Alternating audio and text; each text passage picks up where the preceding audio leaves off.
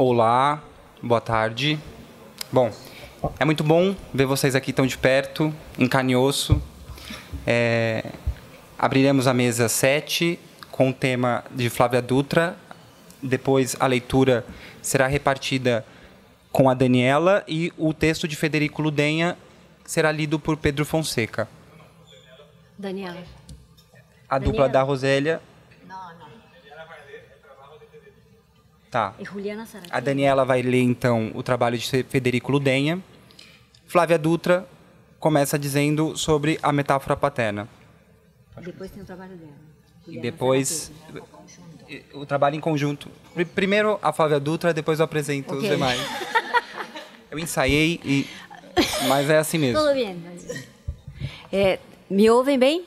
Sim, né? Eu queria... Bom, boa tarde a todos. Espero que ninguém tenha comido feijoada, para não ter sono. Primeira mesa depois do almoço é barra, né?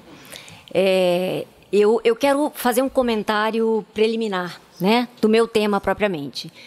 E recorro a Lacan no seminário 18, na aula 5. Ele faz uma declaração lá e ele declara uma decisão que tomou, que é de não mais se referir à metáfora paterna dessa maneira, como metáfora paterna, usando essa expressão. Ele diz que dali para frente ele vai se referir, né, em termos de estruturação lógica. O intuito, qual era o intuito? Era colocar um freio numa certa interpretação mítica, né, da metáfora paterna, que ele queria estancar ali e evitar a disseminação futura dessa interpretação. E ele é bem enfático, diz que não vai fazer isso nunca mais, e de fato ele declara isso em 72, e depois de 72, eu busquei e não encontro mais essa expressão em Lacan, né? E o que eu queria dizer é que assim eu pretendo fazer assim, abordar a metáfora paterna a partir da sua articulação lógica com a função recursiva, a função da recursão. No entanto, eu não queria passar por isso, né, desconsiderando o debate em curso há muitos anos, em Apola e fora dele, né, sobre a nomeação desses conceitos, como nome do pai, falo, metáfora paterna, né? Mas eu decido utilizá-los porque esses são os termos convencionados no nosso campo até hoje, né? Então vamos com eles. Agora eu entro no tema propriamente, para quem estiver lendo em espanhol pode começar a seguir, né? A comparação que eu faço entre a metáfora paterna e a recursividade, ela é analógica. Ou seja, ela se baseia numa equivalência estrutural e operacional entre a metáfora paterna e a recursividade, tá? Vamos ver o que é a recursividade, e me apoio no trabalho da Mariana Flammarion, né? Porque ela trouxe aqui um pouco o princípio desse conceito da recursividade com Gödel, né? Isso cria a criação da função recursiva. Com Gödel, ele vira do avesso os princípios matemática, né? E chega a isso, né? A estabelecer a função recursiva. Antes dele, com Leibniz, que o Juan Lichtenstein trouxe para a gente hoje. O princípio da recursividade está lá, né? Então, são os dois criadores da recursividade. Bom, em computação, uma função recursiva é aquela que chama a si mesma para solucionar um problema. E ela faz isso dividindo esse problema em partes menores até chegar a um limite. Ou seja, se ela chama a si mesma, ela é autorreferente, tá? E tem uma especificidade essa função. A especificidade é que ela só produz um resultado se ela encontra uma cláusula de parada, né? Porque sem essa interrupção, sem essa delimitação, o sistema entra num looping infinito e a função não poderia ser calculável, tá? Vai no infinito e além. A recursão consiste numa operação não linear, na medida em que ela retorna constantemente sobre si mesma, né? Trata-se de um bucle circular cuja operatória não pode ser pensada nem em termos mecanicistas, porque não é determinada por uma causalidade linear, e nem em termos vitalistas, porque não pressupõe nenhuma essência, tá?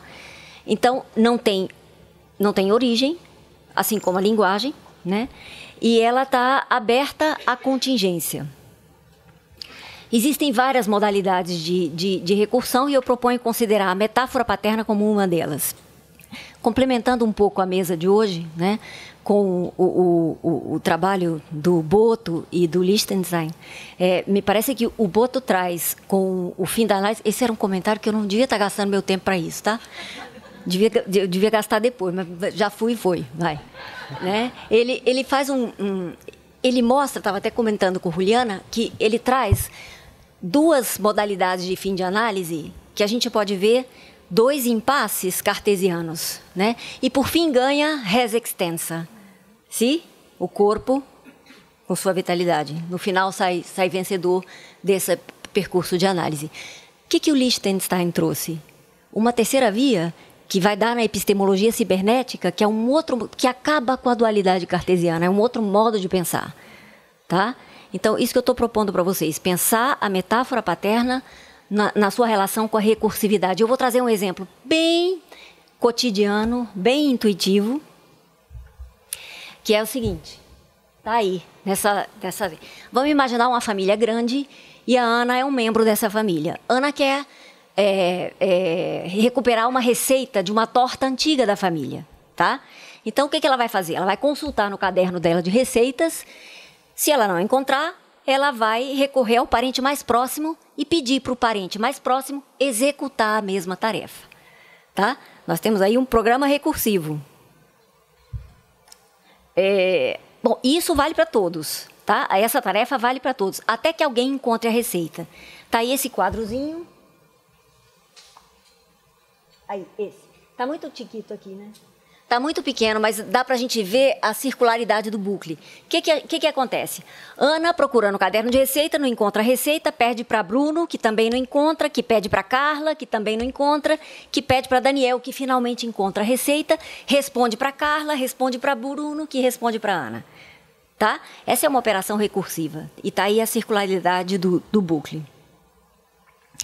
Sobre essa cláusula de parada, Lacan, no seminário 3, classe 3, ele problematiza a autorreflexão infinita do pensamento, que leva e pode levar a um jogo de espelhos sem fim, né? O que mostra que o pensamento não é transparente a si mesmo, porque é sempre possível ter um pensamento sobre o pensamento, né?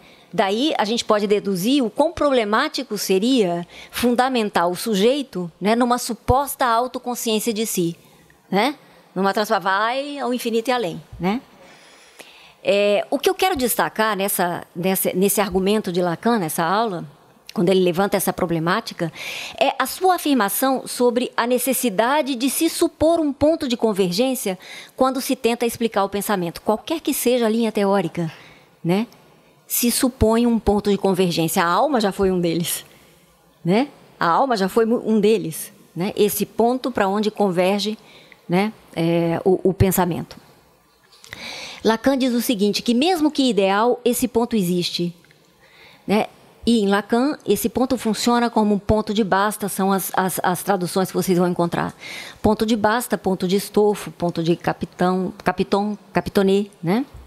Que é o lugar onde a cadeia para, voltando-se sobre si mesma. E isso tem um resultado, né? Isso tem um resultado, né, que é significação, sentido, sujeito. O sujeito só aparece onde há esse retorno, onde há loop, onde há bucle. Então, a função recursiva precisa desse ponto de detenção para operar. Sem ele, haveria uma infinitização, como acontece em alguns casos de psicose, né? Os sistemas complexos, como a linguagem, eles operam com múltiplos bucles recursivos. Primeiro, em partes locais. Aí tem uma figurinha, pode subir mais, Ruli, por favor. Primeiro em partes locais, depois com loops de unificação que integram esses processos. Esse nível de unificação seria análogo ao ponto de estofo de Lacan, né? Esse esquema, primeiro, não está muito bom, porque esses círculos maiores são os pontos de estofo, na realidade são pontos, tá? Mas não consegui fazer melhor. E pensem essas cadeias, as cadeias significantes, como a que Alfredo escreveu ontem, toda bonitinha, que são os anéis de um colar que se juntam aos anéis de outro colar. Isso é a cadeia significante, tá? Que se amarram nesses pontos. Eu acho que uma visão mais fidedigna dela é essa que vem logo depois, que é horrorosa, mas pode subir, Rúlio. Aí, ó. Tá uma saraça, como dizem os argentinos, mas é mais fidedigno isso aqui. Bom, um pouco da relação entre a contingência e a recursividade, né? A contingência, ela é um elemento fundamental para o funcionamento dos sistemas recursivos. A gente pode observar a relação entre contingência e recursividade com a Tike e o autômaton, que Lacan trabalha, resgatando de Aristóteles, no Seminário 5. Né? Lá ele associa o autômaton à repetição da cadeia significante e a Tike à contingência. A contingência de um encontro falho, falido, fracassado, que ele vai associar ao real. Né? A recursividade ela encontra sua correspondência no autômaton, na medida em que a repetição da cadeia implica num retorno sobre si mesma. E para Lacan, a Tike, que é a contingência, o acaso, né, governa as nossas atividades. Inclusive, contestando a doutor, Françoise Doutor, ela disse, nós não podemos perder os estádios do desenvolvimento, ele diz, mas eles só podem ser pensados a partir desses encontros falidos, a partir da contingência. Tá? Bom, ele diz que a Tike governa as nossas atividades e ela está para além do autômaton. A gente pode deduzir da lógica do funcionamento da cadeia significante que a contingência é necessária para a cadeia operar. Ou seja, é ela que promove a recursão da cadeia. Esse movimento é promovido, provocado pela contingência, pelo encontro com a contingência, o contingente. Né? Ou seja, o retorno da cadeia significante sobre si mesma se dá pelo encontro com a contingência. Mais especificamente, o encontro com a contingência do significante. O encontro com uma diferença não significada que necessita ser acolhida, absorvida pela cadeia para poder assumir uma significação. Tá? Então, a recursividade significante depende do seu caráter contingente. Na cibernética, a informação está intrinsecamente ligada à recursividade. Né? Mais ou menos como a informação funciona como um sinal de entrada, né, que dispara a função recursiva. E vale destacar aqui a semelhança entre as definições de informação de alguns dos autores que estão situados no marco da epistemologia cibernética com os significantes de Lacan. Tá? E aí eles aparecem... Aí, Gregory Bateson diz que informação é uma diferença que produz uma diferença. Shannon, informação para ele é surpresa. E Simondon faz equivaler informação a significação. Significação para ele são padrões que se conectam. Tá? Vocês não concordam que o significante poderia muito bem ser descrito como uma diferença que produz uma diferença? Ou seja, a informação é contingente e recursiva, assim como significante. Yuk Hui, que é autor de Recursividade em Contingência, ele reinterpreta autômaton e Tike e ele propõe integrar a Tike ao automático. Né? Para ele, todo acaso é automático. E propõe também não restringir a Tike a um conjunto de possibilidades prévias, ou seja, a uma pura probabilística, tá? E é interessante pensar, porque pensar a repetição da cadeia significante como recursividade em vez de repetição. Acho que aí é um tema que seria interessante pesquisar. Bom, a partir da proposta do Yuk Hui, recorro a Meillassoux. Quentin Meillassoux define a contingência, o modo como ele a define, acho que nos permite pensá-la não exclusivamente como acaso. Ele define a contingência da seguinte maneira, como a possibilidade de toda e qualquer coisa poder ser outra. No campo discursivo, isso implica que qualquer significação pode ser outra, dependendo da articulação significante em curso. Eu não estou dizendo que a significação pode ser qualquer uma. Tá? Ela pode ser outra a depender da articulação significante. Tá? Quanto? 5 minutos. Cacete. A contingência, então, é uma propriedade do significante. Em linha, então, com a forma como Meia Sua define, a gente pode considerar que a contingência é o outro ausente da cadeia significante, correspondente ao objeto A extraído. Tá? Esse outro ausente nas psicoses, ele pode estar presente, ou a sua ausência pode não operar. Né? Eu vou cortando aqui. Bom, nesse ponto, o falo é exemplar, porque ele tem esse caráter híbrido de ser e não ser ao mesmo tempo. Né? Articulado à lei do outro, ele representa a falta no outro ao mesmo tempo que a encobre. Então, eu queria destacar algumas pequenas definições de Lacan do falo, né, que acho que ajuda a pensar o seu caráter recursivo. Primeiro, ele diz que o falo tem a função de designar o conjunto dos efeitos do significante sobre o significado, o que quer dizer que todo o significado passa por ele. Tá? Ele estabiliza a significação, possibilitando a partilha, porque e justamente isso é o que permite com que, às vezes, a gente consiga se entender, né? Porque essa significação tem um marco comum quando passa pela função fálica. E mais, Lacan vai dizer que, isso no seminário 18, que o falo é a significação mesma, aquilo através do qual a linguagem significa. E no 19, ele define essa mesma coisa de um jeito recursivo. Ele diz o seguinte: a significação do falo é o poder de significação, que parece tautológico, né? A significação do falo é a significação. Né? Parece tautológico, mas não é. É justamente o caráter recursivo da função fálica que dá essa impressão. Né? Então, como produto da metáfora paterna, o falo chancela a significação, ao mesmo tempo chancela fechando, a gente sabe que para a significação ocorrer precisa de um fechamento, ao mesmo tempo que abre para o campo do sentido.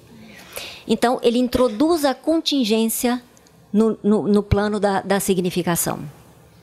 O que se diz não coincide exatamente com o que se quer dizer. Né? Um sistema recursivo, ele absorve contingências e as transforma em probabilidade, como fazem as normas sociais, os hábitos, a cultura. E a significação é, de certo modo, um esforço de integração da contingência. Então, a recursão, ela pode domesticar a contingência e, ao mesmo tempo, produzir algo novo. Né? O caráter contingente e recursivo do significante está implicado tanto na criação do sujeito como na criação da significação, e a gente pode ir além, na criação do desejo, né? Do eu. Bom, mas existem casos em que a contingência excede a capacidade recursiva do sistema e aí se produz uma catástrofe algorítmica, que em termos computacionais é assim que se diz, né? A gente poderia pensar, no nosso campo, que o trauma seria esse tipo de contingência não absorvível pelo sistema. Nas psicoses, essa contingência não absorvida poderia produzir um surto, né? Quando o sistema não pode integrar o evento, ele é forçado a construir outro. Em outros termos, tá? Quando a cadeia de saber não pode integrar a contingência, a gente pode pensar que o que se produz aí é uma espécie de impasse epistemológico ou fracasso epistemológico que faz com que alguém busque análise. Eu não sei o que está acontecendo comigo. Um fracasso epistemológico, tá? A construção de outro sistema é o que Bateson, já citado, né, chama de mudança epistemológica, que ele diz que condiz com a cura do alcoolismo. Ele faz uma avaliação sobre o trabalho do alcoolismo nos alcoólicos anônimos e diz que essa cura pode ser entendida, é muito interessante isso, como uma mudança epistemológica. Interessante para nós, porque vai na direção da reconstrução da rede de saber. Tá? Não tem como entrar em detalhe aqui agora, porque queria concluir. Né? A gente pode considerar que a metáfora paterna é um padrão de organização da cadeia significante para o falacer.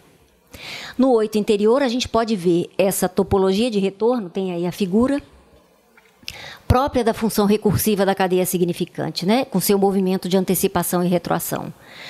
Bom, eu salto as fórmulas da metáfora, já suponho conhecidas de vocês, mas quero destacar aí, nessas fórmulas, pode descer, Ruli, dois aspectos, estrutura e operação, tá?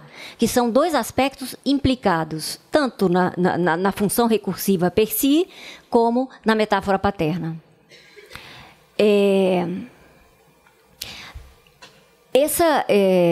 Bom, a modalidade estrutural nós já estamos muito acostumados a ela, né? Que é a articulação posicional dos elementos. Agora, o resultado a que a metáfora chega, ela prescreve um tipo de operação para a cadeia significante e essa operação está aberta à contingência, tá? E seu funcionamento é recursivo. Então, é notável a recursividade presente no significante do nome do pai, na função fálica e na cadeia significante. O nome do pai é um significante que tem a particularidade de representar o outro, como sede da lei, para o próprio outro. Ele é o outro no outro, ou seja, é recursivo por definição, né? A condição de parada dessa função, ela interrompe a função recursiva, evitando esse risco de uma chamada infinita a si mesma, né? Do mesmo jeito que a metáfora paterna interrompe a deriva potencialmente infinita da cadeia significante. Ou seja, a recursão ela produz um resultado finito a partir de um infinito potencial. O resultado disso na computação é um resultado computável qualquer, e na cadeia significante é a significação, o sentido, o sujeito. Com Douglas Hofstadter, a gente pode pensar que o eu também é um resultado disso, o desejo é um resultado disso, né? Então, a metáfora paterna é um ponto onde o sistema simbólico referencia a si mesmo e confere alguma estrutura à cadeia significante. Em relação à metáfora, a figura de linguagem, Lacan alerta, na aula 9 do seminário 3, para o erro de se reduzir a metáfora a um fenômeno de significado. Ela é uma operação estrutural anterior ao significado. Tá? Então, a figura de linguagem da metáfora não depende de conteúdos do significado, mas da posição dos significantes. É ela que possibilita a transferência de significado. E Lacan vai dizer que isso pode ser verificado, inclusive, nas psicoses. Eu vou pular a citação seguinte, porque eu vou comentar essas coisas para concluir, né? Eu queria, a partir desses argumentos que Lacan levanta nessa citação, comentada por mim, né? Eu acho que a gente pode... Esses argumentos nos convocam à revisão de duas coisas repetidas a rodo, né? Uma delas é: o psicótico não faz metáfora, que é fruto, eu acho, na minha leitura, fruto da confusão entre metáfora paterna com figura de linguagem. É um reducionismo que induz a erro diagnóstico. Vamos pensar por quê, né? Se a estrutura do significante é metafórica pelo seu caráter posicional, se a metáfora é um dos eixos da linguagem, né? E se ela é ela quem promove a transferência de significado, então ela é inerente a todo discurso, né? Se a gente considera que o psicótico não faz metáfora, e para ser coerente, né, com essa afirmação, a gente teria que dizer que ele está fora da linguagem, o que seria um absurdo completo. Eu já ouvi dizer que ele não tem simbólico. E isso não tem 30 anos que eu ouvi, não tem nem 3. Tá? A segunda afirmação é: não existe metalinguagem. Isso não significa que não haja autorreferência. Tá? Significa apenas que não existe outro do outro. Tá? E isso se aplica ao tema da verdade, porque não existe uma instância garantidora da verdade. Por isso que a verdade fala em seu nome, né? Seu nome próprio. Eu, a verdade, falo. Mas existe autorreferência significante, como a gente acaba de ver, porque a linguagem fala de si mesma. A linguagem, como um sistema de articulação posicional, ela já é uma metalinguagem, né? O próprio processo de transferência de significado, de estabelecimento de significação, implica num movimento constante de tradução, né? O que é isso? É a linguagem falando da linguagem, né? Bem evidenciado isso pela frequência com que a gente diz assim: o que eu quero dizer com isso é... Ou então, isso quer dizer, ou então simplesmente, quer dizer, é decir, né? Com isso, a gente tem que não há outro do outro, mas há outro no outro. Isso não é um jogo de palavras de Lacan, né? O outro no outro define a recursividade da significância, tá? Esse função recursiva e metáfora paterna é só a título de síntese. São 2 quadros, mais para cima. E o que eu queria destacar é que essas operações, a função recursiva qualquer e a metáfora paterna, elas transformam um infinito potencial numa finitude que é operável. E é com isso que a gente trabalha, e é por isso que é tão difícil o trabalho com as psicoses. Né? Só para concluir, a legalidade do significante habilitada por uma operação recursiva, né? E esse modo de formular, eu acho que é um jeito de se referir justamente à estrutura lógica da metáfora paterna, que eu citei no início, né? Isso permite um acesso às categorias clínicas que não é nem ontológico, nem teleológico. O que quer dizer que as estruturas clínicas não consistem nem numa categoria de ser, nem estão referidas a uma finalidade. Eu acho que aí a gente se encontra duas peças fundamentais da resistência do analista. Né? Uma, que é ontológica, que é psicótico, não há o que fazer. Né? Fulano é psicótico, não há o que fazer, ou então isso é uma neurose gravíssima de livro, vai continuar assim. Né? E outra peça de resistência é supor que há uma finalidade. Ele faz isso, ele faz isso para aquilo. Que é o modo como se lê com frequência o sintoma. Tá? A lógica recursiva da metáfora paterna possibilita o estabelecimento de uma continuidade renitente entre sujeito e outro que não é dual. Né? Não é oposicional. O que se verifica justamente no sujeito em emissão de outridade. Tá? Vou ficar por aqui. Finalizou? Sim. Obrigada.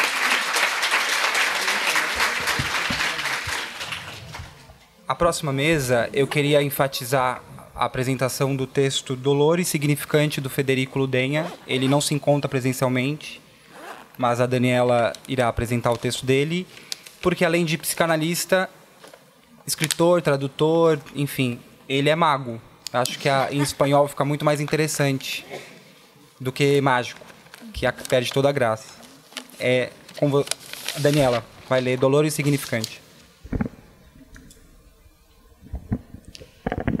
Bueno, entonces, Dolor y Significante de Federico Ludueña comienza con un diálogo de Black Mirror que dice, sí. Amy, ¿y qué tal si estamos encerrados en una simulación? Frank, bueno, ¿cómo lo sabríamos? Amy lo pellizca. Frank, ouch. Amy, creo que eso dirime la cuestión. Frank, puede que me haya programado para decir ouch. La noción de comprensión tiene una significación muy neta. Es un resorte del que Jasper hizo, bajo el nombre de relación de comprensión, el pivote de toda su psicopatología llamada general. Consiste en pensar que hay cosas que son obvias, que, por ejemplo, cuando alguien está triste, se debe a que no tiene lo que su corazón anhela. Nada más falso. Hay personas que tienen todo lo que anhela su corazón y que están tristes de todos modos. La tristeza es una pasión de naturaleza muy diferente. Quisiera insistir. Cuando le dan una bofetada a un niño, pues bien, llora. Eso se comprende, sin que nadie reflexione que no es obligatorio que llore. Me acuerdo del muchachito que cuando recibía una bofetada preguntaba, ¿es una caricia o una cachetada? Si se le decía que era una cachetada, lloraba. Formaba parte de las convenciones, de la regla del momento, y si era una caricia, estaba encantado. Es una cita de Lacan del Seminario 3. Bueno.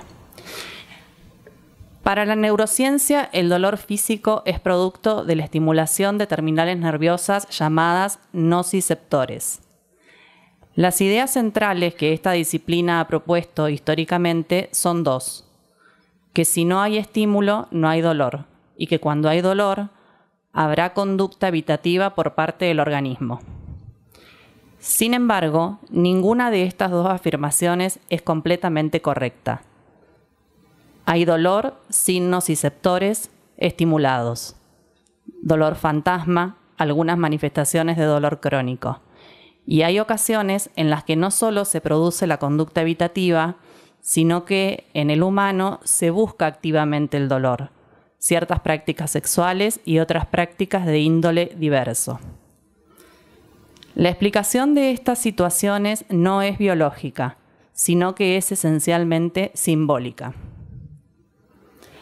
Levi-Strauss lo expone diciendo que el dolor en los pueblos originarios puede ser tolerado gracias al tamiz discursivo que integra un sistema de creencias en el que los individuos están insertos. No usan el sistema, sino que están dentro de él, y por ello el chamán es eficaz en su labor. Cuando Levi-Strauss escribió Antropología Estructural en 1958, solo disponía del psicoanálisis como referencia en el mundo occidental. Hoy podemos agregar los estudios de placebo, que tienen la ventaja de abarcar tanto la determinación simbólica como su correlato orgánico. Bueno, la definición de dolor de la Asociación Internacional para el Estudio del Dolor. Esta organización se diferencia de las posturas clásicas de la neurociencia con respecto al dolor, pues incluye matices socioculturales. Si bien estos no están claramente presentes en la definición, sí lo están en las notas que le siguen. Según dicha institución, el dolor es una experiencia sensorial y emocional desagradable asociada con o similar a la asociada con un daño de tejido real o potencial. Notas de la Asociación Internacional para el Estudio del Dolor a la definición.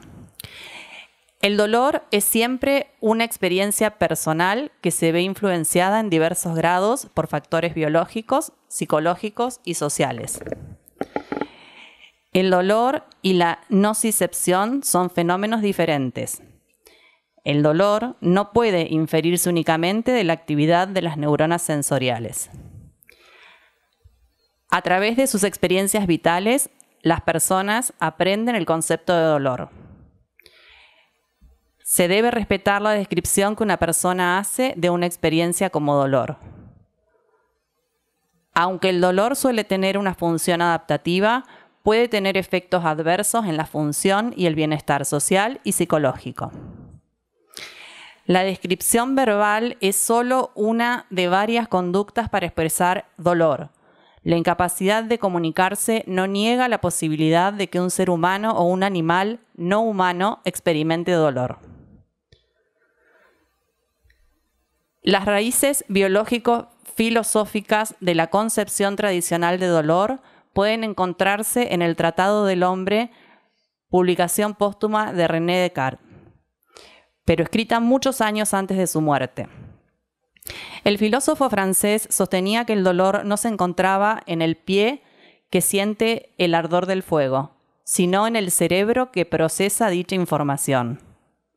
De ese libro proviene la muy difundida imagen que ilustra las ideas del filósofo. Descartes, Tratado del Hombre, 1664. La excitación de la fibra marcada X comienza en el pie, pero no es allí donde se produce el dolor, sino en el cerebro, destino final del estímulo. Según este modelo, en el cuerpo máquina, para que haya dolor, tiene que haber lesión, aunque veremos que Descartes también considera otras situaciones. En el siglo XX, el anestesiólogo estadounidense Henry Becker, uno de los precursores de los estudios de placebo, describió cómo puede haber lesión, pero no obstante no haber dolor. En su labor como anestesiólogo en el frente de batalla durante la Segunda Guerra Mundial, Becker observó que soldados con heridas considerables no se quejaban del dolor. La hipótesis de Becker fue que esas heridas representaban algo para los soldados. No eran un mero accidente, sino la muestra de valentía y compromiso patriótico. En estas coordenadas significantes, el dolor desaparecía o se atenuaba marcadamente. Bien. Dolor fantasma. Uno de los fenómenos más interesantes del dolor es el dolor fantasma. así llamado por corresponder a una parte del cuerpo inexistente, a un miembro amputado. En el Tratado del Hombre aparece una de las descripciones más tempranas del dolor fantasma. Descartes lo expresa del siguiente modo. Cuando una niña cuya mano estaba infectada por una grave enfermedad le vendaban los ojos cada vez que el cirujano se acercaba para evitar que la molestara el aparato terapéutico, y cuando, después de unos días, le amputaron el brazo hasta el codo debido a la gangrena que se extendía por él, y cuando le colocaron vendajes en la parte amputada para que ignorara por completo que la habían privado de parte del brazo, a veces se quejaba de que sentía diversos dolores en la mano amputada, ahora en un dedo, ahora en otro. Esto, evidentemente, no podía deberse a otra razón que no fuera que los nervios que previamente descendían del cerebro a la mano y que luego terminaban en el brazo junto al codo, se desplazaron allí de la misma manera que debieron haber estado previamente en la mano cuando la sensación de este o aquel dedo dolorido se grabó en el alma que residía en el cerebro. Y esto muestra claramente que un dolor en la mano no se siente en la medida en que el alma está en la mano, sino solo en la medida en que está en el cerebro.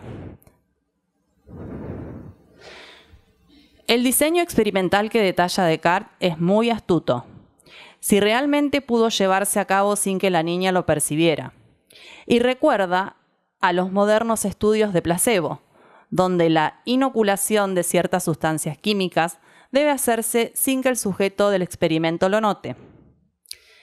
Si bien Descartes no recurre más que a terminaciones nerviosas, pasan de la mano al codo, abre la puerta a una interpretación discursiva del fenómeno. La percepción del miembro fantasma se refiere a la ilusión de los pacientes amputados de que la extremidad perdida aún continúa en su lugar. A partir de allí, estos pacientes también desarrollan dolor fantasma, de difícil tratamiento, ya que no hay nociceptores para ser inhibidos por droga alguna.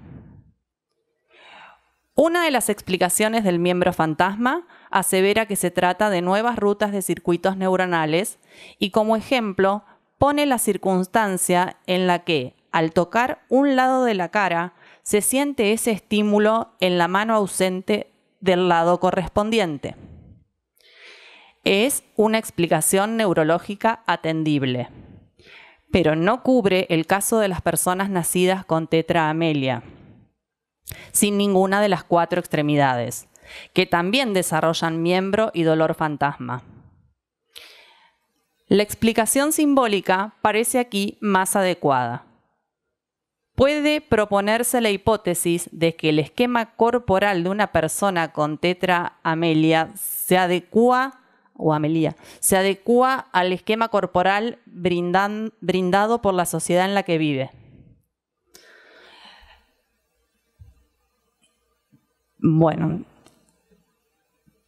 Prince Randian, disculpen mi pronunciación, y Johnny Eck en Fricks, 1932. Un ejemplo famoso de tetraamelia proviene del cine. Prince Randian, uno de los protagonistas de la película Fricks. Randian también fue una figura muy popular en el mundo del espectáculo circense alternativo. Su número principal consistía en encender un cigarrillo y fumarlo. Johnny Eck, por su parte, nació cortado por debajo del ombligo, como él mismo decía. Fue un artista prolífico en diversas disciplinas y participó en uno de los números más impactantes de la historia de la magia. Dado que tenía un hermano mellizo, solía sacar partido de esto. Tal como lo describe el historiador Ricky Shai, un espectador subía como voluntario para que lo metieran en una caja y le cortaran en 2. Luego de que fuera recompuesto, el espectador regresaba a su asiento, pero en ese trajín su torso caía a un costado y salía corriendo sobre sus manos. Las piernas huían en sentido contrario. El espectador no era otro que el hermano mellizo de Egg, que dentro de la caja era sustituido por Egg, subido a horcajadas a una persona pequeña enfundada en pantalones. Al no haber poseído aparato genital, Egg presenta un desafío para la teoría freudiana de la castración, dado que, por ejemplo, nunca pudo haber pasado por la amenaza de castración, entre otras cosas. Especismo. En su seminal obra Animal Liberation, Peter Singer propone el término especismo, al que define de la siguiente manera. El especismo, la palabra no es muy atractiva, pero no se me ocurre un término mejor, es un prejuicio o una actitud sesgada en favor de los intereses de los miembros de la propia especie y en contra de los de otras especies. Debería ser obvio que las objeciones fundamentales al racismo y al sexismo planteadas por Thomas Jefferson y Sojourner Truth se aplican igualmente al especismo. Si poseer un mayor grado de inteligencia no da derecho a un ser humano a utilizar a otro para sus propios fines, ¿cómo puede dar derecho a los humanos a explotar a los no humanos con el mismo propósito? El complejo industrial animal, es decir, las granjas masivas de crianza y matanza de animales con fines de proveer carne o huevos, es uno de los aspectos del accionar especista. Otro son las pescas indiscriminadas. Un ejemplo de especismo culinario es la costumbre de arrojar langostas vivas al agua hirviendo. El argumento justificante es la ausencia de dolor en dichos animales marinos. No solo es el especismo homeomórfico al racismo y al sexismo, sino también, y es lo que nos interesa aquí, al esclavismo. Con homeomórfico queremos significar que son discursos que tienen la misma estructura y que por lo tanto funcionan de modo similar. La cuestión del dolor ha sido invocada para separar lo humano de lo no humano, tanto en el especismo como en el esclavismo. El dolor adquiere una función social de sometimiento. En el caso del genocidio de América del Norte, también se recurrió a la ausencia de dolor para justificar las matanzas. Es de destacar que hubo esclavismo de pueblos originarios en los Estados Unidos, blanco predilecto de las campañas de matanza. Morris rescata la extrema y cruel opinión de un médico y de una prestigiosa revista del siglo XIX con respecto a dolor y esclavitud. El doctor Marion Sims, el cirujano ginecólogo más distinguido de Estados Unidos, realizó operaciones experimentales insoportables en esclavas, las cuales justificó explicando que las mujeres blancas no soportaban el dolor. Las negras soportan los cortes con casi, sino con la misma impunidad que los perros y los conejos. Esto en una revista de cirugía y medicina. El dolor, en suma, no es una experiencia individual. Surge del entramado discursivo de diversos periodos históricos en distintas culturas. Y este entramado genera distintos sujetos de dolor, tal como ocurre con el sujeto de la percepción. Eliminación de la determinación simbólica. Aquí tenemos otro ejemplo de discursos homeomórficos. En el caso de ciertas investigaciones, tanto las de percepción como las de dolor, pretenden eliminar el sujeto a través de la eliminación de los lenguajes y los discursos. Erradicación del sujeto perceptual. En estudios transculturales se ha medido susceptibilidad a las ilusiones de Müller, Layer y Sander, y se encontró que algunos pueblos africanos no perciben la ilusión con claridad.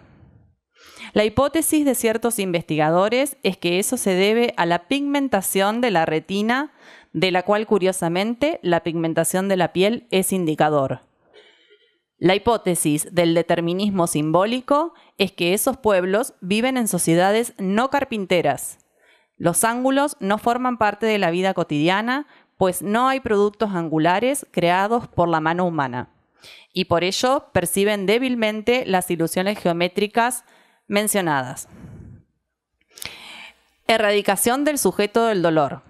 Es el intento de eliminar la descripción del dolor que provee el individuo mediante la inclusión de nuevas tecnologías médicas. fMRI, PET. Incluso el clásico cuestionario de dolor de McGill termina elidiendo el sujeto, pues le brinda al paciente un conjunto de adjetivos preseleccionados que no necesariamente serían de utilidad para una descripción adecuada del dolor. Masoquismo, BDSM y DSM. El dolor puede ser buscado para generar éxtasis espiritual, experiencias místicas, como es el caso de Santa Catalina de Siena. O puede ser buscado para alcanzar el éxtasis sexual. Así ocurre con la práctica que el psiquiatra alemán Richard von Krafft-Ebing describiera en su Psicopatía sexual del 1886.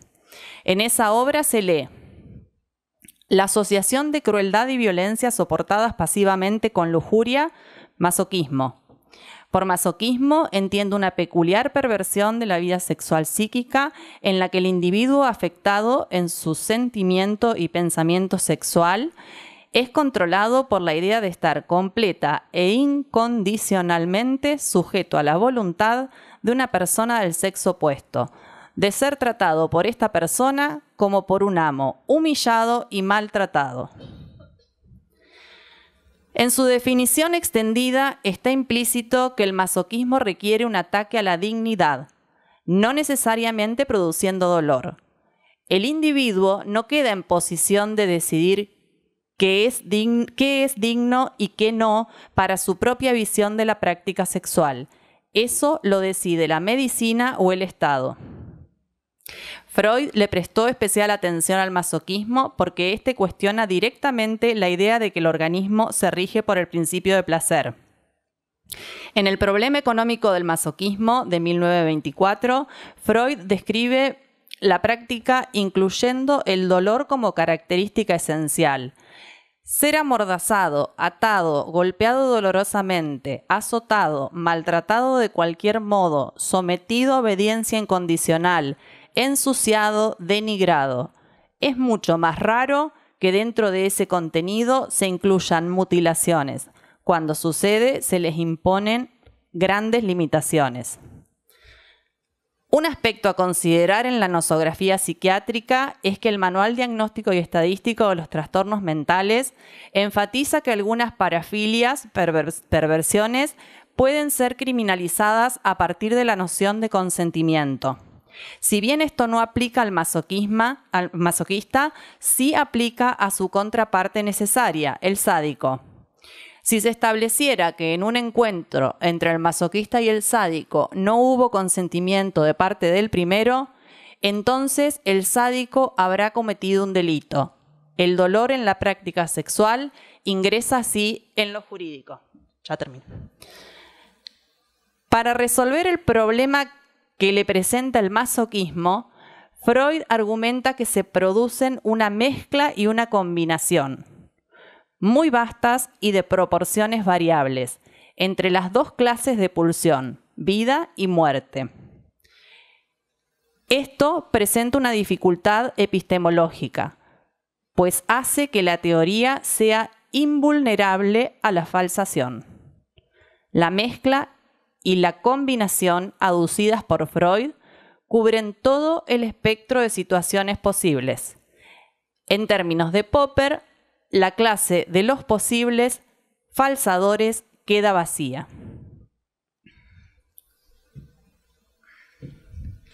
Conclusiones. Desde el paradigma significante, el dolor se incorpora como un elemento más del sistema y adquiere sus diversos sentidos a partir de ello.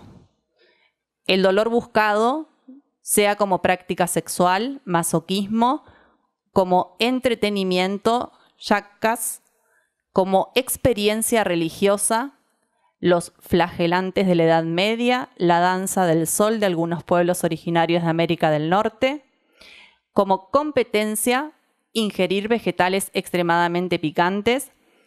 No socava la teoría del significante, sino que la apoya, evidenciando la diversidad que aparece cuando se parte de la idea de que el significante no significa nada y que no existe aislado del sistema que le confiere significado.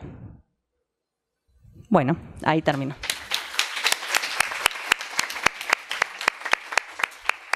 Muito obrigado, Daniela, pela generosidade em ler. Bueno, gracias. Esse texto denso. E com vocês, a Juliana, em conjunto com a Rosella Pusineri. Rosella Villa Pusineri.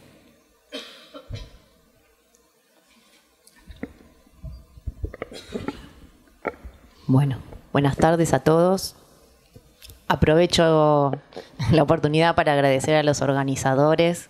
Está saliendo todo genial. Nos han recibido muy bien. Muchas gracias. Comienzo. En consonancia con la discusión del corriente año en torno a la clínica psicoanalítica y su articulación con la teoría, la práctica y la técnica en psicoanálisis, proponemos como ineludible un trabajo sobre el acto analítico.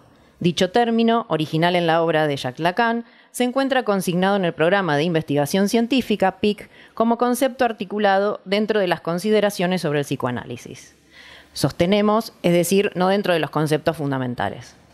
Sostenemos hace ya algunos años una investigación sistemática respecto de la vertiente del lenguaje, el discurso y el habla concernientes al acto analítico.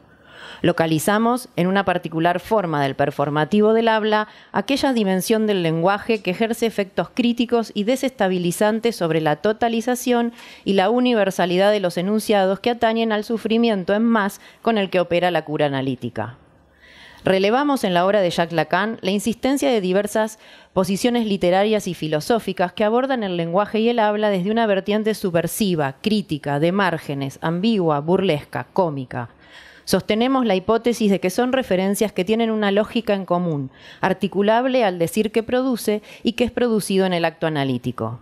Algunas de ellas son la poesía mística del siglo XVI, el movimiento sociocultural y literario de las preciosas del siglo XVII, la literatura de Samuel Beckett del siglo XX, la sofística. Todas ellas articuladas al establecimiento de las fórmulas de la sexuación, que, elaboradas sobre la lógica de predicados, pueden ser leídas como el recorrido de la dirección de la cura. Así lo propone nuestra colega de La Plata, María Inés Sarrailet, en su artículo Propuesta de una dirección de la cura del libro La mujer y lo femenino. Consideramos de fundamental importancia el trabajo con las referencias en la medida en que su insistencia temática y la orientación teórica en sus ámbitos respectivos permiten construir como campo del otro el decir de Lacan en la cimentación de su sujeto o asunto y la subversión del psicoanálisis que propone. En este recorrido intentamos situar otra referencia a la literatura que una vez más se encuentra articulada a una operatoria lógica, en este caso el acto analítico basado en el grupo de Klein. Esto lo trabajó también una colega de La Plata, Paula Castelli, en las jornadas de La Plata del año pasado. En virtud de estas consideraciones, más allá de la indicación de Lacan, atendiendo a los conceptos fundamentales del PIC, consideramos que François Rabelais es un autor que vale la pena revisar. En la última clase del seminario 15, del 19 del 6 del 68, que no se encuentra en las traducciones al español, que no están establecidas, pero sí en esta ferla, Lacan recomienda el estudio del pasaje de las palabras heladas de Rabelais. Ubicamos algunas citas que contextualizan dicha sugerencia. Un momento. ¿Puedes decir un poco más despacio? Ok. El saber que nos interesa a los analistas es propiamente lo que se dice. Esta es una cita de Lacan, todas de la misma clase. Son todas citas de Lacan de la misma clase.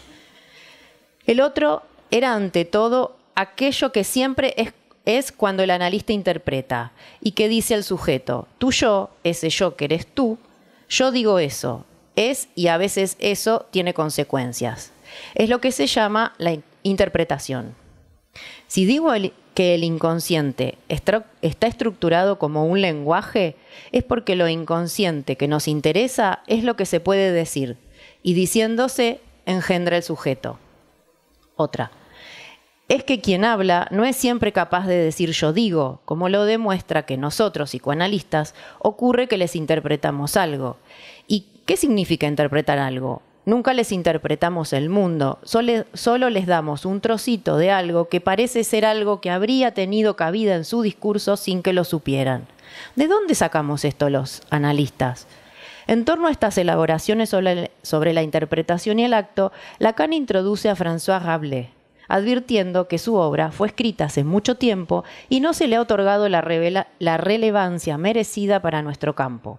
Es así como Lacan realiza referencias a dicho autor en numerosas ocasiones, desde Función y Campo, del habla, palabra y del lenguaje, hasta L'Étourdi y el Seminario 21. La traducción habla-palabra es una propuesta de Alfredo. En vez de traducir función y campo de la palabra y el lenguaje, propone habla que, bueno, es ajustada. Rabelais, un autor polémico y desconocido. François Rabelais, 1494-1553. Un viaje en el tiempo, vamos a hacer. Fue un médico religioso y escritor de principios del siglo XVI, cuya obra se encuentra ubicada entre finales de la Edad Media y principios del Renacimiento. Su vida transcurrió entre una estancia en un convento, la Universidad de Montpellier y la corte de Francia. Vivió en un tiempo en que un modo de entender la vida y un sistema de poderes eran amenazados con ser sustituidos. Como canónigo, se interesó en el estudio de las humanidades, se lo asocia con Erasmo de Rotterdam, también referencia de Lacan en el Seminario 15 y la cosa freudiana. Yo la verdad hablo es de Erasmo de Rotterdam, el famoso frase que utiliza Lacan, entre otros, y se interesa en el griego como lengua que permitía desenterrar teorías que reforzaban el poder civil. Su obra más importante es Gargantúa y Pantagruel. Para quienes no lo conocen, a veces se habla de fiestas pantagruélicas. De ahí viene. Ya van a entender. Dos gigantes, padre e hijo, que viven en una serie de aventuras acompañados de otros personajes. Esta historia se encuentra atravesada por temáticas de la época como los viajes a tierras extrañas, la confusión de lenguas, la querella de las mujeres, las epopeyas clásicas, la búsqueda de la verdad y otros. Pero lo que ha hecho eterna su obra es su comicidad, la ironía y el manejo burlesco de la lengua con la que escribe, cuestionando todas las instituciones de su época, la iglesia católica y puritana, el parentesco, la Sorbona, las epopeyas, todo. Su pluma recurre a la exageración, a la invención de palabras, sacándolas de la nada o de las lenguas clásicas, o dotando de significación algún derivado caprichoso o mediante la fusión de dos palabras o más palabras, con lo cual se funden también sus significaciones. Por estos juegos de palabras se lo considera un predecesor de James Joyce, también referencia de Lacan cuando plantea la lógica nodal. Utiliza a su vez la hipérbole y la ponderación por acumulación de adjetivos. Es característico de sus recursos el uso de citas serias acompañadas del disparate, muchas de ellas provenientes de autores imaginarios. Mezcla de este modo lo serio y el absurdo. Rabelais es un inventor de escritura. Es con el estudio realizado por el crítico literario Michael Bakhtin en el año 1965 que la obra de Rabelais adquiere mayor relevancia, al ser referida a su contexto histórico-cultural. Hasta ese momento había sido interpretada desde una perspectiva humanista y atea. Bakhtin estudia el contexto sociocultural rabelesiano analizando las costumbres populares. Estudia los festejos del carnaval de la Edad Media como todos los actos y ritos cómicos de los cuales participaba toda la población y en los cuales se borraban las jerarquías y se ofrecía una visión del mundo, del hombre y de las relaciones humanas deliberadamente no oficial y exterior a la Iglesia y al Estado. Lee en esta duplicidad la construcción de otro mundo, más allá de lo que se consideraba el mundo. En este estudio, Bakhtin, según otros críticos literarios, permite considerar que la novela de Rabelais no postula un nuevo mundo abierto por el humanismo, sino la permanencia de un contrauniverso popular, colectivo, anónimo, antiindividualista, que integra la vida y la muerte en una cadena sin fin de destrucciones y renovaciones. Lacan con Rabelais. Lacan, como mencionamos con anterioridad, cita a Rabelais en varias oportunidades. Al inicio de su enseñanza, en Función y Campo, alude a la gran deuda, en torno a la determinación simbólica, apoyado en la teoría del parentesco de Lévi-Strauss.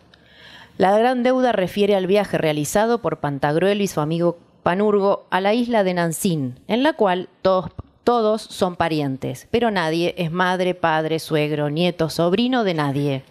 El parentesco y la alianza se constituía si uno llamaba al otro, por ejemplo, mi vaina, y el otro contestaba mi grano. Si uno llamaba a otro mi hacha y el otro contestaba mi mango. Interrogados a los lugareños por este tipo de alianza tan diferente, contestaron los lugareños: buenas gentes del otro mundo, entre vosotros tendréis pocos parientes tan próximos como lo son este pedo y este semen, perdón. Saldrán sin ser vistos y a la vez de los agujeros. Lacan ve en Rabelais una anticipación a la etnología y encuentra allí argumentos congruentes con la subversión que él propone sobre la familia y el Edipo. En L'Étourdi y en el Seminario 21 vuelve sobre la letra del autor francés en consonancia con el establecimiento de la lógica como ciencia de lo real. En los albores de la ciencia moderna, de la ciencia matematizada, Rabelais dijo: una ciencia sin conciencia es la ruina del alma. Es algo que le está diciendo Gargantúa a Pantagruel, que es su hijo. En el sentido de una verdad central alojada en el alma y en el mundo, en la soldadura del macrocosmos y el microcosmos. La lógica descentra. La sobrevive la neurosis, dice Lacan. La neurosis sería un intento de restitución del centro perdido. Dado que Rabelais con su escritura crea una lengua burlesca que hace vacilar toda idea que adquiera centralidad, su literatura prefigura un mundo ambiguo, oscilante, un mundo otro. Lacan abreva en estas producciones en consonancia con la lógica del inconsciente estructurado como un lenguaje y la subversión del sujeto que fundan al campo psicoanalítico tal como él propone configurarlo. El pasaje de las palabras heladas y el acto analítico. El pasaje de las palabras heladas transcurre durante el viaje que Pantagruel y Panurgo, su amigo, realizan en la búsqueda de la divina botella, la cual parodia al Santo Grial, fuente de la fe verdadera y de la fuerza de la pureza espiritual. Estando en alta mar, escuchan ruidos y voces incomprensibles. Esta situación suscita dos posiciones, la de Panurgo y la de Pantagruel. Panurgo, al no entender, asume que están en peligro y propone huir. Para Panurgo, las palabras tienen un valor indiciario. Pantagruel, en cambio, propone reflexionar y realiza 4 hipótesis sobre aquellos sonidos extraños. La primera de ellas le supone también a esas palabras un valor indiciario, como palabras reveladoras u oraculares a la manera de la palabra de Dios en el monte de Sinaí. En esta dimensión de la palabra, la relación entre la divinidad y el verbo es necesaria y motivada. Luego, las 3 hipótesis restantes apelan a la palabra en su dimensión contractual. Las palabras de Homero, acrobáticas, volantes y ágiles que montan su relato como un palimpsesto, Platón, que evoca el congelamiento y descongelamiento de las palabras enseñadas a los niños que serán quizás escuchadas en su vejez. Es decir, no pretenden convencer y no son necesarias. Por último, Pantagruel refiere al canto que se eleva de la cabeza cortada de Orfeo, una palabra sin cuerpo y un canto sin lira. En la mitología griega, esta historia es una de las más enigmáticas y misteriosas que invitan a reflexionar. Nuevamente, una palabra inmotivada e innecesaria. Luego aparece la versión del piloto de la nave en que viajaban. Según él, los sonidos y gritos que se oyen son los de una batalla que habría tenido lugar en los confines del mar helado. Estos sonidos quedaron congelados y, habiendo pasado el invierno, se funden y pueden oírse. Panurgo quiere agarrar alguna de esas palabras congeladas para observarlas, al modo en que en la falda del monte de Sinaí, en que Moisés recibió la tabla de la ley de los judíos, el pueblo vio la voz de Dios. Panurgo anhela encontrar la palabra de la divina botella. Rabelais hace un juego de palabras con la divina botella y la botella de vino, divin du vin. Y Lacan nombra a la botella de Klein como la divin bouteille, haciendo referencia, ahí caí, una amiga, una Marinesa Raylet me dice, ¿viste que ahí? Pantagruel, en cambio, propone no precipitarse advirtiendo que las palabras aún están congeladas. Las palabras caen como granizo sobre la cubierta del barco y con el calor de las manos comienzan a oírse, aunque no logran ser comprendidas, ya que pertenecían a un idioma bárbaro. Podían escucharse palabras bárbaras parecidas a los relinchos de caballos, gritos de hombres y mujeres, sonidos de trompetas. Sin embargo, estas palabras descongeladas no remiten a una batalla naval, sino a una terrestre, lo que lleva a pensar que la misma, en definitiva, se llevó a cabo en algún lugar o en ninguna parte. Puede concluirse entonces que el episodio de las palabras heladas es el relato de un acontecimiento que no reviste una relación de necesidad lógica entre lo que se escucha y su interpretación. Resulta una auténtica invención, una contingencia que explica la irrupción de un hablar sin sentido. ¿Hacia dónde nos orienta Lacan con esta referencia con relación a la lógica del acto analítico? El acto analítico supone un montaje de un andamiaje lógico, que en principio propone a quien decide someterse a él a una elección forzada, que supone desde el inicio la división subjetiva, o no pienso o no soy. Elección que se produce por someterse a la ley del significante, que permitirá crear un sujeto o asunto a partir de lo que no se entiende y no es. ¿Quién lo propone? El analista. Sabe que ese sujeto supuesto saber caerá como resto al final de la operatoria, es decir, que el saber que se produce en el acto analítico es un saber contingente, ni necesario ni motivado, cerrado pero abierto. En el relato de las palabras heladas se prefigura, más allá de la creación burlesca del decir, que utiliza el autor, una dimensión lógica del lenguaje, ya que introduce una crítica a las verdades producto de una relación de necesidad y motivación lógica, tal como sucede en la palabra revelada o aquella tradicional de los maestros de la Sorbona. Inventa palabras con el latín, es un delirante. En la posición inicial en la que coinciden nuestros protagonistas se puede leer la necesaria suposición del otro como lugar de saber. Luego se distinguen y es la posición de Pantagruel la que apela a la contingencia de la dimensión contractual y contingente de la palabra. Contractual y contingente de la palabra. ¿No es esta en parte la función del analista? Cito a Lacan. Todo el saber nos viene del otro. No me refiero a Dios, me refiero al otro. Siempre hay otro donde está la tradición, la acumulación, el depósito. En esta relación del sujeto con el otro, el psicoanálisis aporta una dimensión radicalmente nueva. Se trata de una profunda remodelación de toda la relación. Hay una palabra que introduje en esta dialéctica, la verdad. Y dije, yo la verdad hablo. No para preguntar qué es la verdad, sino quién. ¿Quién habla? Cabe retomar aquí, como fue situado al inicio de este trabajo, la referencia literaria que realiza Lacan a la poesía mística del siglo XVI, la invención literaria de las preciosas y la posición de los sofistas, como un decir que debe situarse en consonancia con el del psicoanálisis. Lacan articula este decir a su desarrollo de las fórmulas de la sexuación, que como dijimos con anterioridad, se encuentran apoyadas en la lógica de los predicados, aquella que vertebra lo que se dice predica sobre el sujeto. Coloca a estos modos del decir del lado femenino de las fórmulas aquel en el que consigna la contingencia como contrapartida lógica de la necesidad que queda situada del lado masculino de las mismas. El acto analítico consiste en zafarse de la captura de lo universal, cito a Lacan, para lo cual ellos, los cuantificadores, tienen el mérito de no ser satisfactorios. Este acto descubre el núcleo que forma la cavidad con que se motiva la idea de todo, por ceñirla en la lógica de los cuantificadores. Consideraciones finales. En la segunda clase del seminario 15, Lacan indica que lo que desarrollará en torno al acto analítico ese año debe leerse en articulación al seminario de la ética. Nos recuerda dos cosas. Por un lado, el estatuto ético que reviste el sujeto del inconsciente. El acto analítico llevado a cabo como un decir articulado por un aparato lógico funda un sujeto tema, un saber. Por el otro, nos advierte de su contingencia. En la ética, cito a Lacan, en la ética que se inaugura con el acto analítico, ética que parte del acto, la lógica gobierna y de seguro que encontramos en ella sus paradojas, a menos que se le añadan tipos, normas. El acto analítico puede mantener su avanzada propia, no ha de mezclarse en tales asuntos. La referencia a la obra de Rabelais nos orienta en ese camino, como afirma una de sus estudiosas. Rabelais no nos quiere imponer una verdad, nos la presenta, pero la problematiza. No quiso ser un reformador. Para concluir con Lacan, los siguientes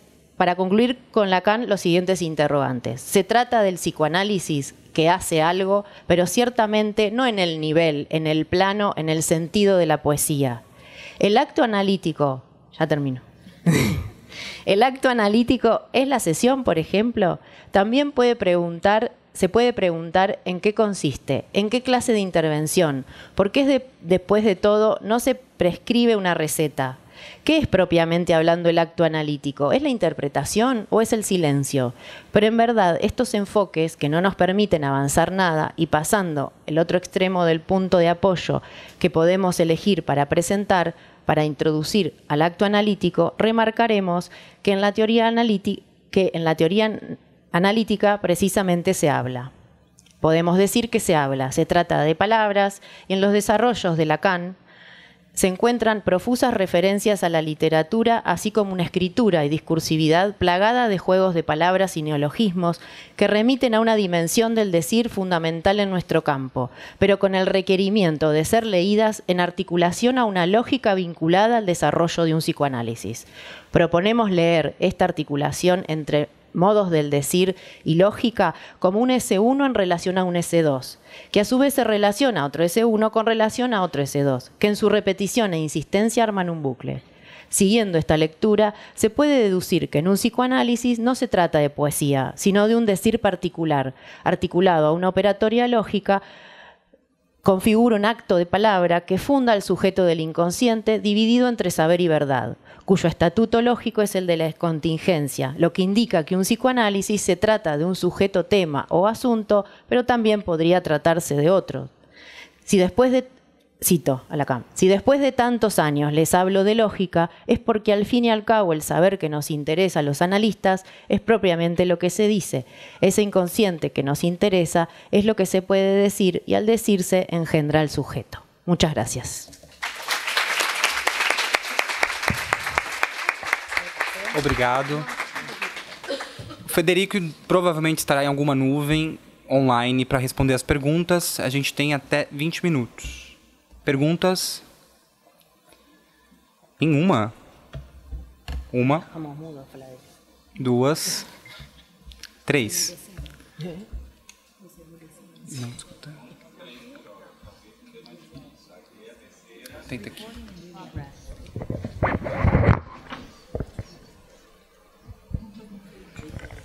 Boa tarde. Ah, tá funcionando. Vou fazer uma pergunta, não sei exatamente se é uma pergunta, para a Flávia. Quando você fala do outro no outro, na verdade, né? Queria ouvir mais, acho que foi muito rápido.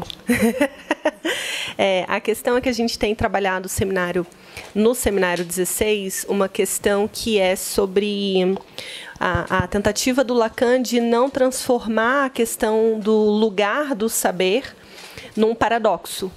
E aí ele faz várias tentativas ao longo do seminário, ele leva isso, ele arrasta isso, né? Oi?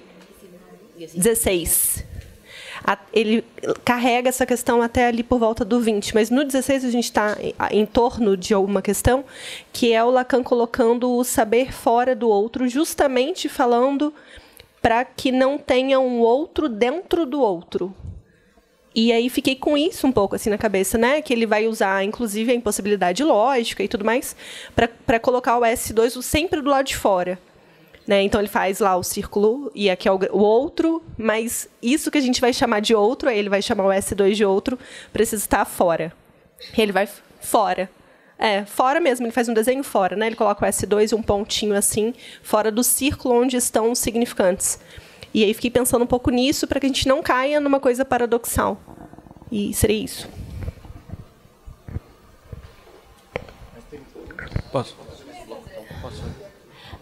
Posso responder? Ou vão fazer todas? Pode. Tem uma pergunta para Flávia sobre a questão da metáfora delirante, que eu fiquei interessado, como ela se articularia com a questão da recursividade. Fiquei interessado, queria escutar um pouco mais sobre.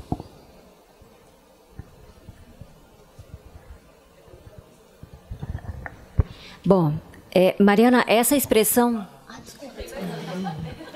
Otra vez no, otra No, vez no, basta. por favor. ¿Me escuchan? Sí.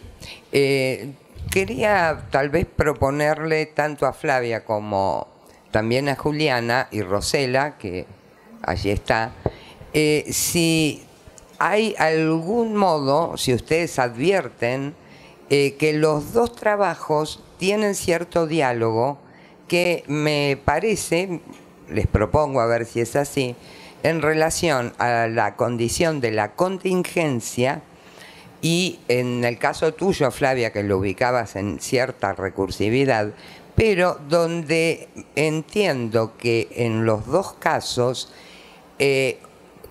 todo aquello que podría ser, pero que no puede ser cualquier cosa, establece cierta posibilidad de construir a partir de ahí una estructura que es la que señala tal vez las condiciones, el límite, y donde esa contingencia también habla que no hay algo previo.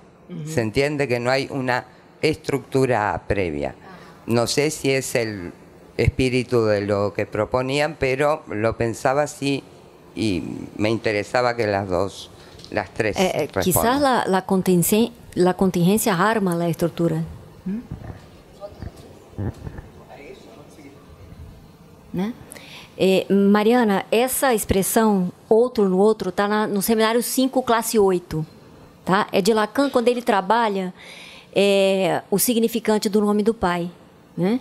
E acho que ele trabalha esse significante apresentando uma particularidade dele, que na minha leitura é justamente seu caráter recursivo, né? Porque ele vai dizer que o significante do pai tem essa particularidade de representar o outro como sede da lei para o outro mesmo, né? Daí ele diz, é o outro no outro, né? Bom, ali ele não trabalha em relação ao saber, né? Mas o outro no outro seria a expressão dessa particularidade do significante do nome do pai. Né? Em relação à metáfora delirante, talvez a gente pudesse pensar como... É bem pretensioso isso, né? Mas eu acho que isso tem que estar no horizonte. Né? Acho que a ideia, você no seu livro cita como o horizonte de uma análise, o isso pensa. Né? E acho que a gente tem que pensar esse horizonte também, né, na direção de um tratamento para as psicoses. Tá? Então, a metáfora delirante seria uma tentativa de construção de uma rede de saber, né, que possa dar alguma, não sei como dizer, mas alguma... como faz a recursividade com a contingência, né? Alguma cabida, né? Alguma continência, não sei como dizer isso, né? Para aquilo que é contingente, que muitas vezes pode disparar um surto, uma coisa. Na verdade, uma operatória suplementar à metáfora delirante, né? Que é muito precária, que é muito localizada, né? Mas que, bom, pode ter sua função cumprida em algum momento. ¿Eh? En relación a lo que preguntabas, Aide, coincido con Flavia, la contingencia sí, arma la estructura, porque si no estamos en otro registro del lenguaje, que es el lenguaje de la necesidad lógica, digamos, que tiene que ver más con que es...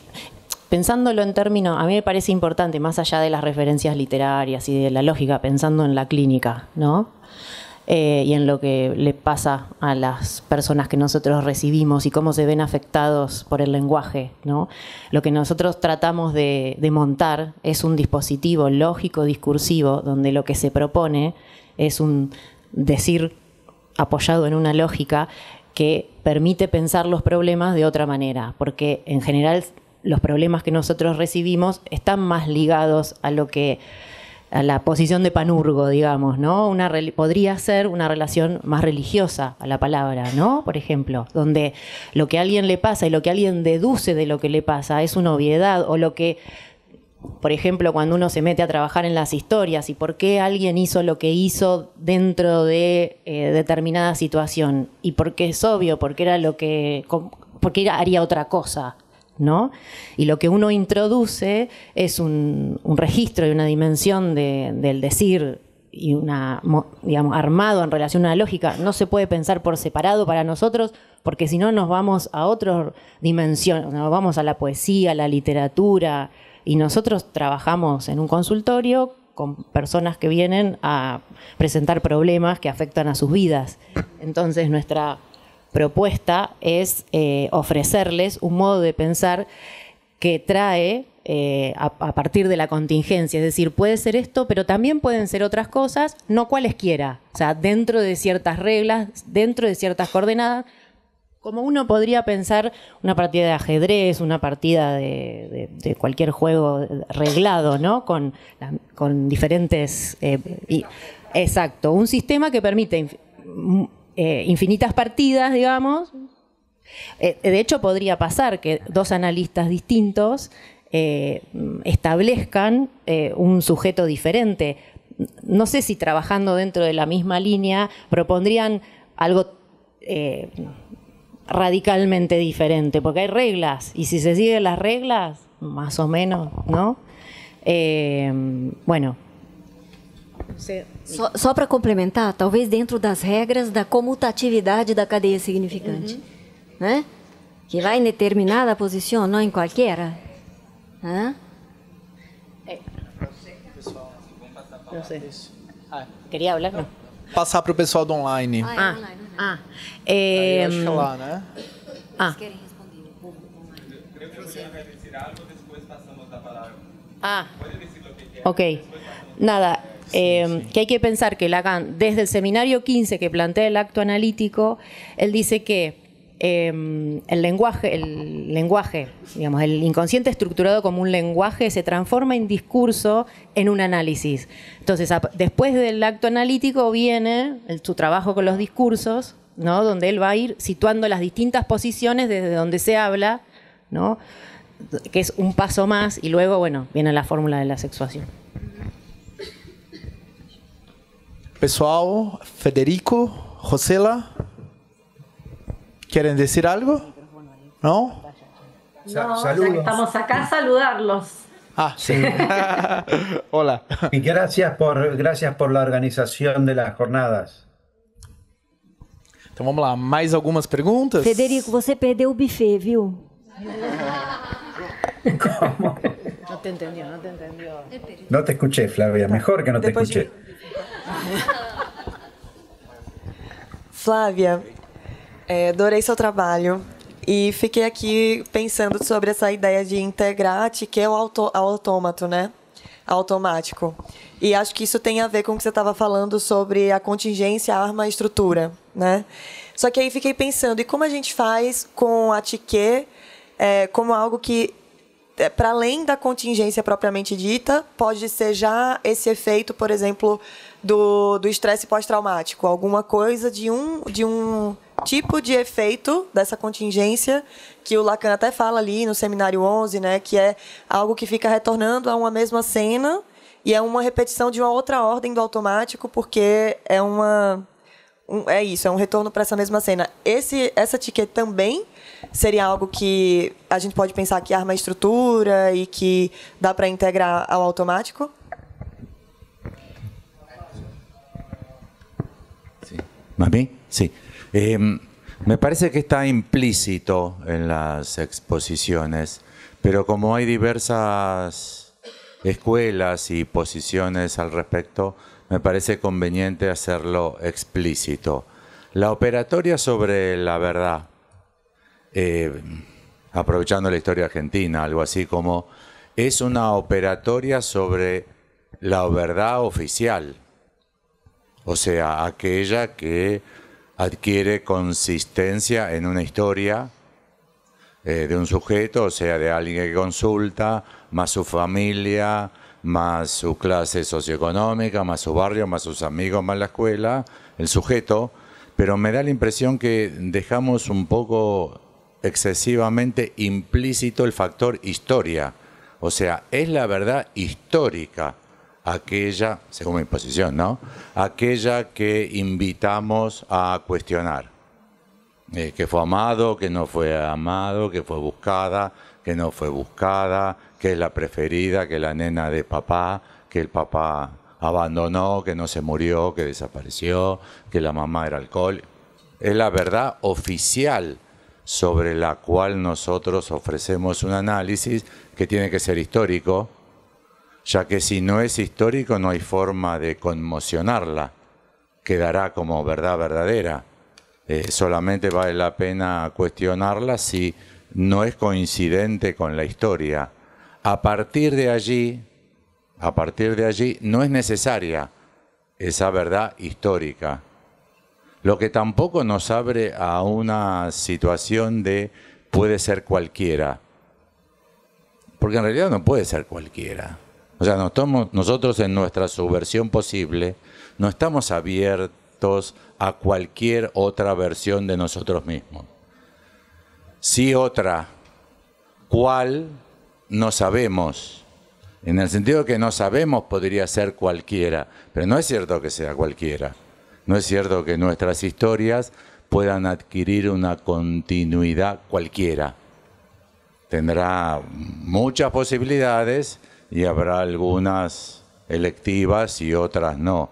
Pero me daba la impresión que por la mesa de traducción del día de ayer y demás, que a veces quedamos muy cerca de toda interpretación es posible y toda verdad es cuestionable. Hay verdades que no son cuestionables, salvo fallas éticas gravísimas. Es decir, no, bueno, se dice que hubo esclavitud. Para mí no hubo esclavitud. No, bueno. Yo cuestiono esa verdad. No, hay documentos, hay historia, hay testimonios, hay registros, hay millones de casos. Como hace Donald Trump. No, para mí no hay COVID. No hay COVID. O la vacuna no sirve. O el ibuprofeno trae autismo. Vieron que ahora salió que no sé si el ibuprofeno u otro son la causa del autismo. Sí. No lo dijo nadie, jamás ningún científico estuvo cerca. Esa verdad es cuestionable. Ahora, no por eso puedo decir que no hay autismo o que no hay ibuprofeno. Me da la impresión que a veces nos quedamos muy del costado de una versión necesaria y sino que oscilamos de algo que da a entender que cualquier cosa. Y me da la impresión que la operatoria sobre que propones vos, por ejemplo, que proponen ustedes sobre la verdad cuestionada, es la versión oficial. Que además, perdón. Boa tarde. Primeiro, parabéns pelas apresentações. A minha pergunta é para Flávia. Aqui. Bom, primeiro minha pergunta de fundo, mais ou menos é o que há em comum quando a gente fala da ética da psicanálise na clínica das neuroses e das psicoses. Porque parece que quando a gente fala das grandes formulações da ética da psicanálise, me parece que no fundo está se mirando na clínica das neuroses. Uma perguntona, assim. E aí, tentando deixar mais específica, com o que vem ressoando das apresentações, em diferentes mesas, né, muito na mesa 1 ontem, mas também no seu trabalho sobre a bricolagem, sobre a abertura, né, quais são os jogos possíveis, dadas as peças que a gente tem, não as que faltam, me parece que isso foi um certo discurso em comum. Tanto, por exemplo, na apresentação do Alfredo sobre uma falta criativa ali na relação da estrutura, quanto no trabalho de tradução, né, o Lindsay comentou desse impasse que cria um campo de trabalho. Bom, então minha pergunta é pensando o que você pensa, Flávia, a respeito da ética da psicanálise que é compartilhada tanto na clínica das neuroses quanto na das psicoses, a respeito desse, bom, o que fazemos com as peças que temos em mãos, e não com as peças que faltam. Mais ou menos por aí.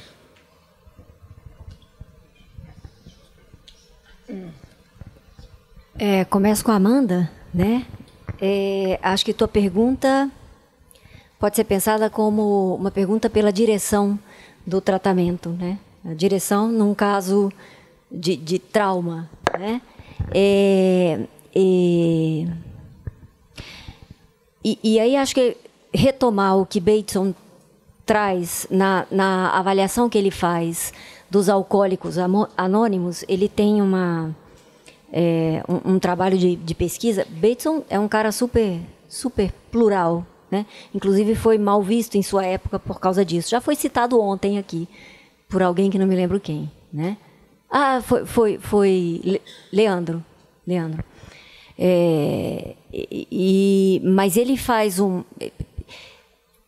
ele parte do seguinte ponto: por que os alcoólicos anônimos curam os alcoolistas, né? E eles não se curam com essa incidência em outros lugares, né? E ele vai dizer que o problema é que os alcoólicos, o problema não, a solução, né, é que os alcoólicos anônimos trabalham com uma substituição de um sistema de ideias, um sistema de crenças por outro, né? Então ele vai dizer que ali se opera uma mudança epistemológica, né? Não me parece que seja muito diferente quando a gente pensa, e aí isso se articula com o que Boto estava trabalhando, né? O trabalho de uma análise como um câmbio, uma mudança epistemológica, né? Uma mudança na rede de saber, porque o sintoma pode ser pensado como uma cristalização na rede de saber, né? Se você troca os elementos, aquilo vai, né? E a mudança na rede de saber produz o quê? Um novo sujeito. Né? Não estou falando do novo homem, estou falando do novo tema, né? Um novo sujeito é um novo tema, né? Passei para outra, nem me lembro mais daquilo. Aquilo já caiu, né? Não acho que seja diferente em relação ao trauma, né? O que está em jogo aí é uma mudança na rede de saber, né? E nem em relação às psicoses, né? O trabalho da bricolagem que você cita foi a maneira como eu nomeei esse trabalho de suplementação da falha simbólica que acontece na psicose, né? Chamei de bricolagem, né? Mas em relação à ética, não sei se... Tá. Bom, acho que paro por aqui, não vou entrar no tema da ética, tá? Vamos abrir para mais. Podem aproveitar o tempo. 3 minutos. Não, para você também. Não. Pode seguir com as perguntas que vocês fizeram. Sim, talvez me arrisco a pensar com o que Alfredo trouxe, né? Que a gente também pode pensar o trabalho de uma análise como transformação da necessidade em contingência, né? Que não é qualquer, nunca é qualquer. E aí a cláusula de parada é a história. Y cuando no es cualquiera, y cuando arribamos a una, el trabajo de la contingencia lo que de alguna manera establece es precisamente que es selectiva, es decir, electiva, es decir, que hay otras también, se eligió una, no hay una, porque el riesgo que corremos es que de la mudanza de un sujeto a otro sujeto al que arribamos empiece a funcionar nuevamente como el que funcionaba antes, en términos de la única posibilidad, como una necesidad lógica nuevamente. Claro, não é qualquer por quê? Porque se não está articulada com a história oficial, com a verdade da história oficial, não opera. Não opera. Não acontece nada, né? Daí o limitador. Y si vuelve a operar como necesidad lógica, es productora de nuevos síntomas. Total, exatamente. É a cura. Bom, aí a gente pode pensar a cura. Exatamente. Por aí. Bom, infelizmente temos que encerrar essa conversa e é isso. Muito obrigado.